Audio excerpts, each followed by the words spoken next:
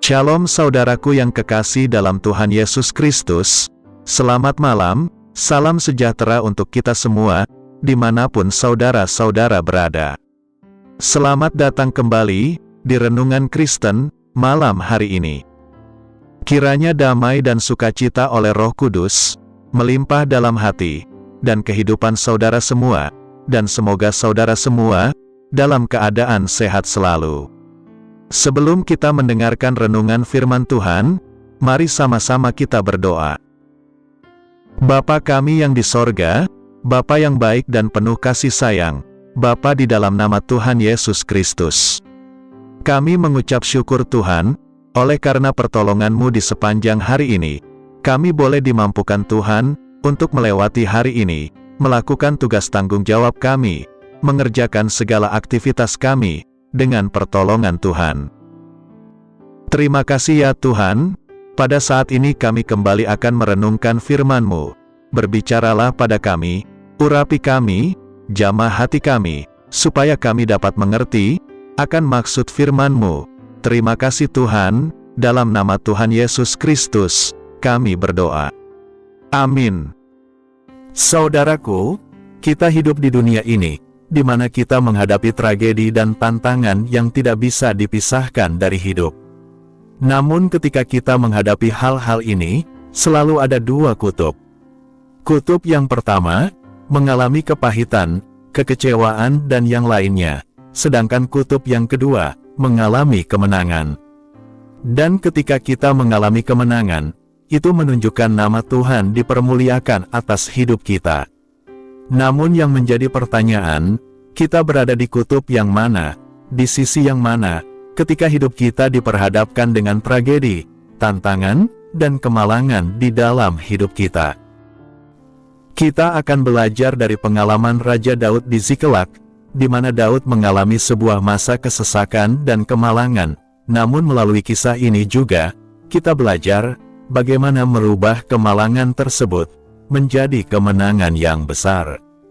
Dalam kisah ini, menceritakan titik yang signifikan dalam kehidupan Daud, merupakan tempat transit bagi Daud, ketika dia diurapi menjadi raja menggantikan Saul. Dalam kitab 1 Samuel pasal 30 ini, ada 3 prinsip dasar, ketika kita mengalami Ziklag dalam kehidupan ini. Yang pertama, pendampingan. Dalam ayat 1-6 mengatakan, ketika Daud serta orang-orangnya sampai ke Ziklag, pada hari yang ketiga, orang Amalek telah menyerbu tanah Negeb dan Ziklag. Ziklag telah dikalahkan oleh mereka, dan dibakar habis. Perempuan-perempuan dan semua orang yang ada di sana, tua dan muda, telah ditawan mereka, dengan tidak membunuh seorang pun. Mereka menggiring sekaliannya, kemudian meneruskan perjalanannya. Ketika Daud dan orang-orangnya sampai ke kota itu, tampaklah kota itu terbakar habis, dan istri mereka serta anak mereka yang laki-laki dan perempuan, telah ditawan. Lalu menangislah Daud dan rakyat yang bersama-sama dengan dia itu dengan nyaring, sampai mereka tidak kuat lagi menangis. Juga kedua istri Daud ditawan, yakni Ahinoam, perempuan Yizril, dan Abigail, bekas istri Nabal, orang Karmel itu. Dan Daud sangat terjepit, karena rakyat mengatakan, hendak melempari dia dengan batu. Seluruh rakyat itu telah pedih hati, masing-masing karena anaknya laki-laki dan perempuan. Tetapi Daud menguatkan kepercayaannya kepada Tuhan, Allahnya. Saudaraku, ketika berada di dalam kenyataan-kenyataan, diperhadapkan dengan hari-hari yang buruk, dan dia seolah-olah sudah jatuh. Namun di dalam ayat 6, Daud mengeluarkan respon yang spontan, yaitu, tetapi Daud menguatkan kepercayaannya kepada Tuhan, Allahnya. Daud menyadari dengan sungguh, bahwa pedangnya saja tidak cukup, dan tidak sanggup untuk menolongnya. Maka dari itu, dia mencari pendamping, yaitu Tuhan Allahnya. Ketika seseorang mengalami tekanan yang beruntun, dia bisa mengalami yang namanya spiritual stress, yaitu kondisi di mana seseorang tidak bisa lagi mengalami, atau mengintegrasikan antara apa yang diyakininya, makna dan tujuan hidupnya, sudah menjadi sulit untuk dihubungkan dengan relasi kehidupannya, baik itu dengan relasi sesama, maupun dengan Tuhan, atau dalam bahasa sederhananya, bisa disebut dengan hilangnya semangat. Kadang-kadang, ketika kita mengalami sesuatu yang buruk, biasanya kita akan melakukan sesuatu tanpa berpikir panjang, sehingga reaksi kita menghasilkan hal yang keliru. Namun berbeda dengan Daud, dia memberikan respon yang benar ketika tekanan-tekanan itu datang menimpa kehidupannya. Yang kedua, kepekaan. Dalam ayatnya yang ke-9-12, mengatakan, "Lalu pergilah Daud beserta ke-600 orang yang bersama-sama dengan dia, dan sampailah mereka ke sungai Besor. Sementara orang-orang yang mau tinggal di belakang berhenti di sana, maka Daud melanjutkan pengejaran itu beserta 400 orang. 200 orang yang terlalu lelah untuk menyeberangi sungai Besor itu berhenti di sana. Kemudian mereka menemui seorang Mesir di padang, lalu membawanya kepada Daud. Mereka memberi dia roti, lalu makanlah ia, kemudian mereka memberi dia minum air, dan memberikan kepadanya sepotong kue ara, dan 2 buah kue kismis, dan setelah dimakannya, ia segar kembali, sebab ia tidak makan dan minum selama 3 hari 3 malam. Daud adalah pribadi yang peka dengan situasi yang terjadi di sekelilingnya.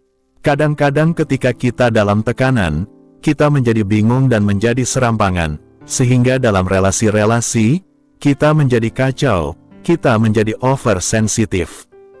Dan ini adalah prinsip, bagaimana mengubah kemalangan menjadi kemenangan, ketika kita mengalami zikelak dalam kehidupan kita. Ada banyak riset yang menunjukkan, bahwa kepekaan, ada hubungan langsung dengan kesejahteraan seseorang, baik secara emosi, mental, maupun fisik tubuh kita. Ketika seseorang memiliki kepekaan, hidupnya akan menjadi lebih balance. Ketika zikelak telah dihancurkan, Daud disalahkan atas semua yang telah terjadi. Namun Daud tidak reaktif, tetapi dia bisa mengelola situasi dan kondisi itu. Dia datang kepada Tuhan, bukan hanya mencari pendamping, tetapi dia peka. Kepekaannya itu menolong dia untuk menjaga keseimbangan, walaupun hatinya sedih, tetapi dia tetap tenang, pikirannya tetap jernih. Di dalam situasi hidup ini, mari kita mengembangkan kepekaan hidup ini, sehingga kita menjadi peka, bukan hanya untuk kebutuhan diri kita sendiri, namun juga kebutuhan orang-orang di sekeliling kita. Yang ketiga, syukur.